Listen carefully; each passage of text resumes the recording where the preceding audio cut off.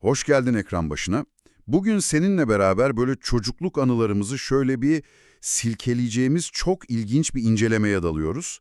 Hani Türkiye televizyon tarihindeki fantastik dizileri bir haritalandırırsak ilk evreye kesinlikle Ruhsar'ı koyarız. Kesinlikle Ruhsar o işin atasıdır. Aynen öyle. Sonra ikinci evre gelir, orada Sihirli Annem ve En İyi Arkadaşım falan vardır. Üçüncü evreye geçtiğimizde ise Bez Bebek, Acemi Cadı ve tabii ki bugünün asıl odak noktası olan Selena karşımıza çıkıyor. Ya o Selena dönemi gerçekten televizyon için çok acayip bir dönemdi. Vallahi öyleydi. Düşünsene, ekranda rengarenk kıyafetler, uçuşan sihirli değnekler, böyle neşeli jenerik müzikleri falan var. Tamamen çocuklara oyuncak satmak ve onları eğlendirmek için tasarlanmış şirin bir fantastik dünya gibi duruyor. Görünüşte öyle tabii. Ama aynı dünya hikayesini resmen ana karakterlerin anne ve babasını şeytani bir varlığın bizdak organize ettiği korkunç bir trafik kazasında acımasızca öldürerek başlatıyor. Evet, inanılmaz bir tezat var orada. Yani Türkiye televizyon tarihinin en tuhaf, en travmatik ve bir o kadar da popüler yapımı Selena'nın o absürt gerçekliğine tam da buradan girelim diyorum. O parlak yüzeyin altındaki karanlık mekanizmaları nasıl yorumluyorsun? Valla bu çok doğru bir başlangıç noktası bence. Çünkü Selena'yı sadece işte iyiler ve kötüler savaşıyor falan diyen basit bir çocuk dizisi olarak okursak onun televizyon tarihindeki o garip mühendisliğini tamamen gözden kaçırmış oluruz. Hı hı, kesinlikle. Öncelikle şu meşhur ismin tasarımından bir başlayalım istersen. Selin, Leyla ve Nazlı. Üç kız kardeşin isimlerinin ilk hecelerini birleştirdiğinde karşına doğrudan Selene çıkıyor. Yani dizi daha isminden itibaren ben bir kurguyum ve parçalardan oluşuyorum diye bağırıyor aslında. Fakat asıl ironi hikayenin temelini oluşturan o fantastik evrenin ta kendisinde. Yani Ütopya'da başlıyor. Ya o ütopya meselesi tam bir komedi zaten. Hani ütopya kelimesi normalde ne anlama gelir? Her şeyin tıkır tıkır işlediği, kusursuz, adil, böyle ideal toplum düzeni. Değil mi? Kelimenin felsefi karşılığı bu sonuçta. Tabii canım, Thomas More falan mezarında ters dönmüştür. Gerçekten öyle. Ama bizim dizideki Ütopya'ya bakıyorsun, kelimenin tam anlamıyla bir lise kantini gibi yönetiliyor. Evrenin lideri Honos adında bir adam var. Güya mutlak iyiliği ve dengeyi temsil ediyor falan. Evet, bilge bir adam güya. Ama dizinin açılışında kötülüklerin efendisi Hades, haftanın yarışmasını kazandı diye ona ödül olarak bir taç takıyor. Hemen ardından da bu kalem artık senindir diyerek ona kırılmaya mahkum lanetli bir kalem veriyor. Bir tavır bu. Yani küçük hesaplar peşinde koşan bir tanrısal figür portresi çiziliyor orada. Hades de bu kozmik şakaya kendi kibriyle karşılık veriyor tabii. Ve asıl olaylar silsilesini başlatan o hamleyi yapıyor hemen. Ne yapıyor tam olarak orada? Saniyeler içinde o iyiliğin temsilcisi Selena'yı küçültüp o kalemin içine hapsediveriyor. Sonra da o tutsak kalemi koca bir boşluğa, dünyaya doğru fırlatıyor falan. Çok absürt bir ceza yöntemi ya. Kalemi atarken kurduğu mantık çok daha çarpıcı ama sarı çizmeli Mehmet Ağa, bu kızlar Selena'yı nereden bulacak diyor. Kızları mı kastediyor orada? Evet, çünkü sihrin bozulması için dünyada o spesifik 3 kızın kalemi bulup 3 kez Selena diye bağırması lazım. İhtimal trilyonda bir yani. Hades işi şansa bırakıyor ve zafer sarhoşluğuyla dünyaya kötülük tohumları ekmeye iniyor. Ve dünyaya indiğinde yaptığı ilk icraat var ya, aslında dizinin çocuklara yönelik bir fantastik yapım olmaktan çıkıp o toplumsal damara bastığı ilk an bence. Şeytan sofrası denen yerin yakınlarında otoparkta çalışan kendi halinde bir adamı gözüne kestiriyor Hades. Evet, o sahne çok kritik. Adamın tek derdi arabaları park ettirip 3-5 kuruş kazanmak yani. Hades gidip adamın zihnine sınıfsal bir zehir damlatıyor resmen. Sadece git şu arabayı çal demiyor, dikkat et. Nasıl kışkırtıyor peki? Sen ömrün boyunca buna sahip olamazsın diyor. En iyisi sen bu arabayı al, kaç, parçala ve sat diye fısıldıyor adamın aklına. Yani adamın içindeki o sosyoekonomik ezilmişliği, o çaresizliği resmen bir silah olarak kullanıyor orada. Çok karanlık bir detay bu bir çocuk dizisi için. Kesinlikle öyle. Etki o kadar sert oluyor ki adam asıl sahiplerini arabadan zorla indirip aracı gasp ediyor saniyeler içinde. İşte bu sahne dizinin mekaniğini anlamamız için çok ama çok önemli. Otoparkta bu sınıfsal hırsızlık yaşanırken evrenden fırlatılar o kalem de gidip tam da Selin, Leyla ve Nazlı'nın bahçesine düşüyor. İnanılmaz bir tesadüf tabii. Aynen. Anneleri bahçede domates toplarken kalemi bulup "Aa, Nazlı sever bunu." diyerek masumca içeri alıyor. Hades durumu fark edip kadını durdurmaya çalışıyor falan ama Selena kalemin içinden anneye yalvararak durumu anlatıyor bir şekilde. Kadın da şoka giriyor haliyle. Girmez mi? Şok içinde kocasını da alıp kızların olduğu okula doğru yola çıkıyor hemen. Ve Hades onları durdurmak için peşlerine kimi takıyor dersin? Otoparktaki adamı mı? Ta kendisi. Az önce otoparkta başkasının lüks arabasını çaldırdığı o hırsızı takıyor peşlerine. Çalıntı arabayla ailenin peşine düşüyor adam.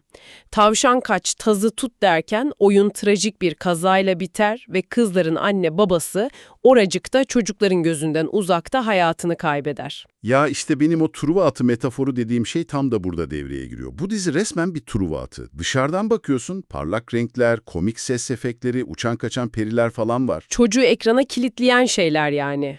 Aynen öyle. Bunlar tamamen çocuğun kritik düşünme mekanizmasını bypass etmek için tasarlanmış ahşap atın ta kendisi, ama o atın karnının içine 1980'lerin en ağır, en sömürü odaklı Yeşilçam melodramını yerleştirmişler resmen. Vallahi harika bir benzetme oldu bu. Düşünsene, çocuklar sihre bakıp eğlenirken ekran karşısındaki anne babalar çocukların bir anda öksüz ve yetim kalıp sokağa atılmasıyla o ağır drama esir oluyor. İki nesli aynı anda ekrana kilitlemenin inanılmaz manipülatif bir yolu bu gerçekten. Çok yerinde bir tespit bu. Zaten o Yeşilçam melodramının kuralları da hemen işletilmeye başlanıyor cenazeden sonra. Anne baba öldükten sonra kızların sığınacak tek bir yeri kalıyor. O da Ekrem amcalarının evi. Amca baba yarısıdır kontenjanında. Aynen amca baba yarısıdır diyerek kucak açıyor Ekrem. Ama o ev bir huzur yuvası falan değil. Kelimenin tam anlamıyla bir cehennem, bir tımarhane resmen. Ya sorma, o evdeki karakterler evlere şenlik zaten. Evin içinde kurulan o kaotik ekosistemi bir düşün. Sinirlenince tuhaf hıçkırık krizlerine giren Aslı yenge var bir kere. Her istediği olmayınca anında nefesini tutarak oksijensizlikten bayılma tehlikesi geçiren 13 yaşındaki Kıvılcım var. Ya o alt katı da unutma sakın. Merdiven altı sınıf çatışması orada da bütün hızıyla devam ediyor. Müstesna falan. Evet. Temizlik yapan, evin bütün yükünü çeken, durup durup "Allah'ım sen benim keçilerime mukayyet ol" diyen hizmetçi Müstesna var. Bir de her şeye isyan eden oğlu Zülfikar. Tam bir kaos ortamı. Kızlar daha eve ayak basmadan Aslı yengenin o inanılmaz görgüsüzlük şovu başlıyor bir de. Selda Özbek'in mükemmel oyunculuğuyla hayat verdiği Aslı var ya, odaya yeni serilen nevresimleri ve yerdeki kilimi sırf bu yetim kızlar kullanmasın diye toplatıyor. Ya o sahne ne kadar sinir bozucuydu. Müstesna bile bu duruma dayanamayıp nevresimleri gizlice ayırıyor. "Birkaç gün geçsin ben sererim, ne diye uğraşıyorsun bu yetimlerle" diye iç geçiriyor kadıncağız. Aslı karakteri aslında kötülüğün çok sıradan, çok gündelik bir versiyonunu temsil ediyor dizide. Kızlar kapıdan girince yüzündeki o nefreti silip saniyeler içinde 32 diş sahte bir mutluluk maskesi takabiliyor anında. Arkadan da kızı fışkırıyor. Evet, onlara sarılırken Kıvılcım arkadan "keşke gelmeseydiniz" diye nefret kusuyor resmen. Aslı hemen hizmetçiye dönüp "akşama misafirimiz var" diyerek kızları aileden saymadığını açıkça belli ediyor ilk dakikadan. Ekrem amca da bu ev onların da evi diyerek durumu toparlamaya çalışıyor gerçi. Çalışıyor ama savaş çoktan başlamış oluyor bile ve bu savaşın odağında akla ziyan bir çatı katı kavgası var. Bak işte tam burada durmamız lazım, çünkü dizinin o hiper kapitalist arka planı var ya, senaryodaki en büyük mantık hatasıyla burada yüzümüze çarpıyor bence. Yaş mevzusu değil mi? Aynen öyle. Şimdi kızların yaşlarına bir bakalım. Selin 14, Leyla 13, Nazlı 8 yaşında.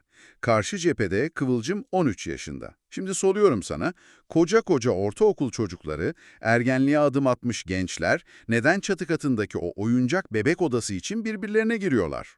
Çok mantıksız duruyor ekranda. Kıvılcım resmen "bebek odama bunlar mı yerleşecek" diye krizler geçirip oyuncak bebeklerin kafasını koparıyor falan. 13 yaşında bir genç kızın oyuncak bebek kafası kopararak terör estirmesi psikolojik olarak akıl alır gibi değil ki. Neden bu yaş grubunu inatla bebeklerle oynamaya zorluyorlar sence? Valla harika bir noktaya parmak bastın. Çünkü bu sorunun cevabı senaryoda falan değil. Doğrudan yapım şirketinin muhasebe departmanında yatıyor. Sponsorluklar yüzünden mi diyorsun? Kadrosunda çocuklar gerçekten çocuktu. Ege Tanman 9, Sibel Kasapoğlu 9, Yağmur Keskinci 6 yaşındaydı. Onların oyuncaklarla oynaması, o çatışmaları yaşaması son derece inandırıcıydı izleyici için. Evet, sırıtmazdı onlar da. Ama Selena'daki bu yaş ve davranış uyuşmazlığının tek bir sebebi var, o da dönemin oyuncak firmalarıyla yapılan o devasa sponsorluk anlaşmaları. Karakterler 14 yaşında da olsa, lise çağına da gelseler, o markaların oyuncakları ekranda görünmek ve kullanılmak zorunda. Mecburlar yani. Aynen. O yüzden senaryo ekibi ergenlik çağındaki çocukları mecburen oyuncak kavgasına tutuşturuyor işte. Karakterler aslında markaların yürüyen reklam panoları gibi bir şey o dizide. O ticari baskı ekrandan o kadar net hissediliyor ki anlatamam. Tabii sponsorluklar bir yana, o Yeşilçam melodramının bir başka vazgeçilmez taktiği de sofrada yaşanıyor. Yemek meselesi. Evet, kızlara müştemilattan bozma o tavan arasını veriyorlar önce. Leyla ile Nazlı ağlayıp Ayvalık'a dönmek istiyor ama büyük abla Selin onları bir şekilde ikna ediyor orada kalmaya. Derken o meşhur akşam yemeği sahnesi geliyor. Benim için dizinin en manipülatif anlarından biridir bu. Köfte ambargosu. Ah evet, o köfte sahnesi. Müstesna dörder beşer köfte dağıtırken Hades Aslı'nın kulağına fısıldıyor ve Aslı kepçeyi eline alıp kızlara adam başı sadece birer köfte vermeye kalkıyor. Neyse ki Ekrem amca araya girip planı bozuyor da kızlar aç kalmıyor. Peki Aslı bunu neden yapıyor sence? Açlık ve yemeği kısıtlama var ya, sinema ve televizyonda yetim çocuklara yönelik zulmü göstermenin, seyircinin vicdanını kanatmanın en ilkel ama en garantili yoludur aslında. Dramı köklemek için yani. Aynen öyle. Seyirci fiziksel bir şiddet görmese bile o çocuğun tabağındaki eksik köfte yüzünden anında o evdeki adaletsizliği iliklerine kadar hissediyor. Aslı'nın psikolojik şiddeti sadece yemekle bitmiyor ki, gecede devam ediyor biliyorsun. Maske takıp korkutuyordu değil mi? Evet, yüzünde korkunç bir maskeyle kızların o derme çatma odasına dalıp onları karanlıkta korkutuyor bilerek.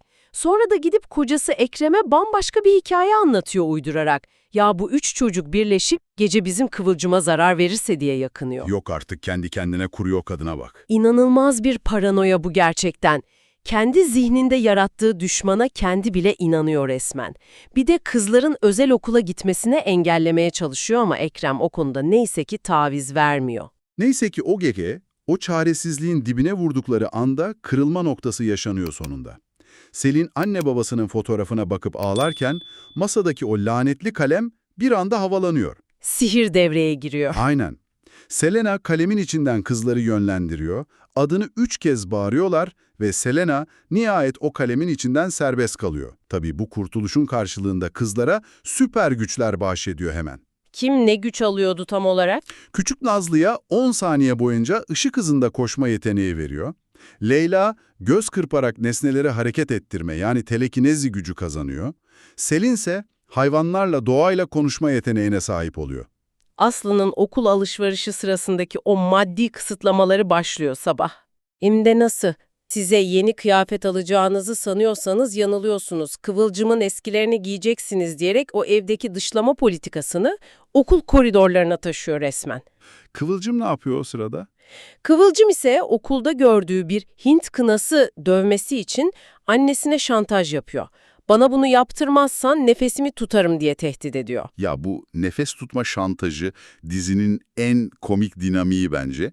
Düşünsene daha 1. bölümdeyiz ve kız 3. kez kriz çıkarıyor nefesini tutarak. Evet, sürekli bir oksijensiz kalma durumu. Bir noktada insan cidden anne şu okul binasının çatısına çıkıp atlayacağım falan demesini bekliyor. Yani nefesini tutarak nereye kadar tehdit edebilirsin ki birilerini? Sınır yok. Tabii okulda kızlar bu eski kıyafetler yüzünden eziklenirken Burak öğretmen onlara sahip çıkıyor hemen. Hades durur mu? Hemen Burak öğretmeni hedef alıyor o noktada. Ona çeviriyor. Adamın elindeki beyzbol sopasını falan havada sihirle yok etmesi falan tam bir görsel komedi bence. Ya dizi bir yandan böyle fantastik ve komik aksiyonlarla ilerliyor ama diğer yandan da günümüzde sosyal medyada bambaşka bir ağırlıkla, bambaşka bir ciddiyetle tartışılıyor. Simpsonlar muhabbeti mi? Ta kendisi. Çok popüler bir geyik var biliyorsun. El alemin Simpson'u varsa bizim de Selena'mız var diyorlar hep. Dizide geçen bazı diyalogların ve olayların yıllar sonra Türkiye'de veya dünyada yaşanan çok kritik gelişmelere birebir işaret ettiği iddia ediliyor. Neler vardı o kehanetler arasında? Bu durum, dizinin senaristlerinin birer sosyolog ya da kahin gibi dönemi ve geleceği nasıl okuduklarının tartışılmasına yol açtı internette. Bak işte, tam burada bir araya girmek zorundayım valla.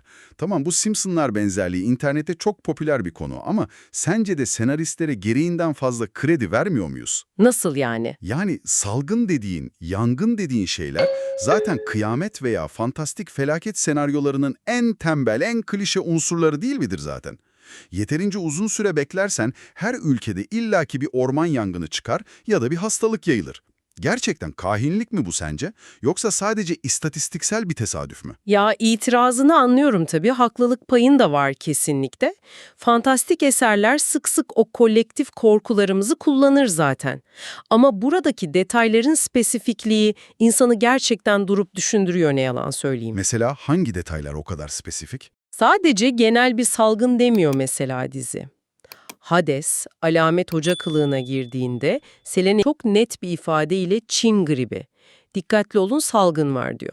2019'da dünyayı kapatan Covid-19'un çıkış noktası neresiydi? Çin'di, doğru. Ya da yangın meselesi. Selena mazeret bildirirken Akdeniz'de yangına müdahale ediyorum diyor. 2021 ve 2025 yıllarında Manavgat'ta, İzmir'de ciğerlerimizi yakan o devasa felaketleri düşün. Rastgele bir yer söylemiyor, doğrudan coğrafyayı işaret ediyor. Evet, o detay ilginçmiş bak. Dahası var. Tüm çocukların bir adada toplandığı bölüm var mesela. Dünyayı sarsan o mide bulandırıcı Epstein Adası skandalıyla kurulan paralellik konuşuluyor internette. Ve benim için en vurucusu o meşhur replik. Hangisi o? Değil ki. Türkiye'nin yıllardır içine hapsolduğu o ekonomik ve sosyolojik belirsizlik ikliminin ta o günlerden çekilmiş bir röntgeni resmen. Vallahi evet, o önünü görememe repliği gerçekten de bu coğrafyanın değişmez kaderi gibi. Peki onca bölüm, bu kadar kehanet, iyilikle kötülüğün bu bitmek bilmeyen absürt savaşı nasıl finale bağlanıyor dersin? Nasıl bitiyordu sahi? Bütün bu karanlık altyapıya rağmen final tam bir komedi aslında. Dünyaya devasa bir meteor çarpacak, kıyamet kopacak diye bekleniyor. Hades ellerini ovuşturarak her şeyin yok olmasını falan bekliyor keyifle. Herkes korku içinde gökyüzüne bakıyor falan. Sonra ne oluyor? Fakat o devasa göktaşı dünyaya yaklaşırken küçülüyor, bildiğin taş boyutuna iniyor. Hızını kaybedip bir buz küpü gibi plop diye Selena'nın içtiği içeceğin içine düşüveriyor. Haydi canım. Evet ya, koskoca kıyamet senaryosu Selena'nın meşrubatını soğutan ufak bir detaya dönüşüyor bir anda. Tam da dizinin kendi absürt doğasına yakışan bir final değil mi, ama baştan sona kurdukları o mantıksız ama eğlenceli evrenin şanına yakışır bir kapanış bence. Kesinlikle öyle. Bütün parçaları üst üste koyduğumuzda gördüğümüz şey çok net aslında.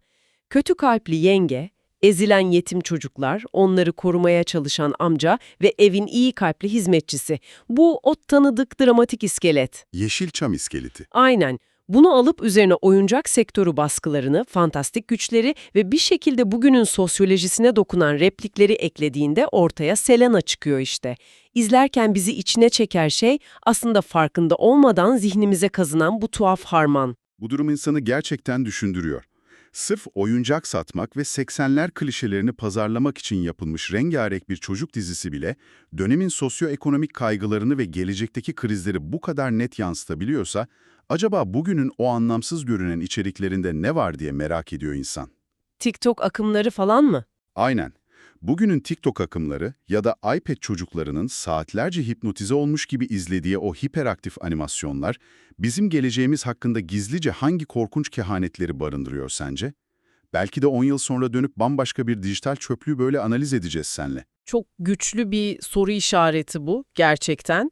Anlamlandırmakta zorlandığımız her yeni trend aslında toplumun bilinci altında biriken başka bir kaygının dışa vurumu olabilir sonuçta. Tıpkı dizide Selena'nın Selin'i hayvanların dilini anlaması için çevirmenlik yapması gibi, biz de geçmişin popüler kültürünü bugünün diliyle anlamaya Birbirimize çevirmeye çalışıyoruz işte. Ve çeviri demişken harika bir yere bağladın. Ufak bir hatırlatma yapalım bizi dinleyenler için. Artık videolarımız kademe kademe altyazılı hale geliyor. Evet, bu çok güzel bir gelişme. Yani videoda istediğiniz dilin altyazısını açıp videoyu o şekilde de izleyebilirsiniz. Azerbaycan Türkçesi, İngilizce, Almanca, İspanyolca falan filan daha bir sürü seçeneğimiz var artık. Ayrıca bizim aktif ettiğimiz dillerimiz dışında otomatik çeviri özelliğiyle diğer diller de aktif durumda. Hangi diller mesela? Aktif, onu da söyleyelim. YouTube videosunda altyazı bölümünden istediğinizi rahatça seçebilirsiniz. Harika. O zaman son sözlerimizle sizlere veda edelim. Ekran rehberini Facebook, YouTube, Instagram ve Twitter yani X platformlarından takip etmeyi, oralardan videolarımızı beğenmeyi ve yorumlarınızı eksik etmeyin. Kesinlikle yorumlarınızı bekliyoruz. Yorumlarınızda söz etmemizi istediğiniz yapımlar olursa da onlara da bakarız ve sıradaki rota olarak onları da belirleriz mutlaka. Başka bir içerikte görüşebilmek ümidiyle kendinize iyi bakın. Ekran Rehberi YouTube kanalından ayrılmayın. Esen kalın, hoşça kalın, iyi günler.